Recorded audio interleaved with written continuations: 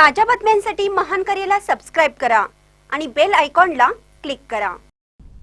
धम्मचक्र परिवर्तन दिनानिमित्त पेठवडगाव ते माणगाव विराट महारॅलीद्वारे महामानवाला अभिवादन।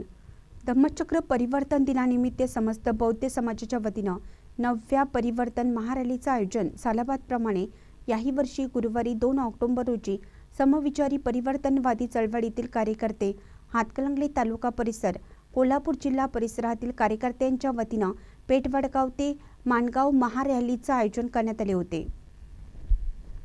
परमपूज्य बोधिसत्व डॉक्टर बाबासाहेब आंबेडकर यांनी 14 ऑक्टोबर 1956 रोजी अशोक विजयादशमी दिनी आपल्या लाखो अनुयायांना सोबत घेऊन बुद्ध धम्माची दीक्षा घेतली होती।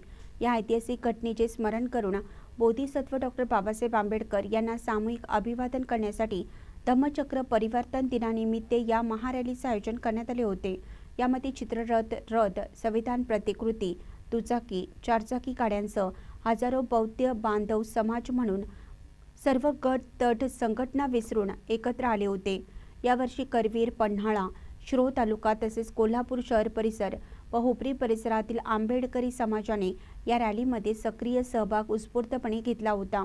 रॅलीच्या मार्गावरील गावांनी ठिकठिकाणी चित्ररथावर पुष्पवृष्टी करून रॅलीचं स्वागत करण्यात आलं।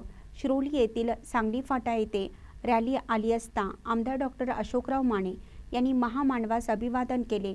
यावेळी शिरोली MIDC पोलीस ठाण्याचे सहाय्यक पोलीस निरीक्षक सुनील गायकवाड, RPI जिल्हा सचिव सतीश माळके, वंचित बहुजन युवा आघाडीचे जिल्हा अध्यक्ष मिलिंद सणदे यांच्यासह विविध सामाजिक राजकीय पक्षाचे पदाधिकारी उपस्थित होते। ही रॅली दुपारी 3 वाजता स्पर्शभूमी माणगाव येथे पोहोचली। यावेळी महामानव घटनेचे शिल्पकार भारतरत्न डॉक्टर बाबासाहेब आंबेडकर यांना अभिवादन करण्यात आलं। यावेळी सामूहिक त्रिशरण पंचशील, विधायक पंचशील घेण्यात आले।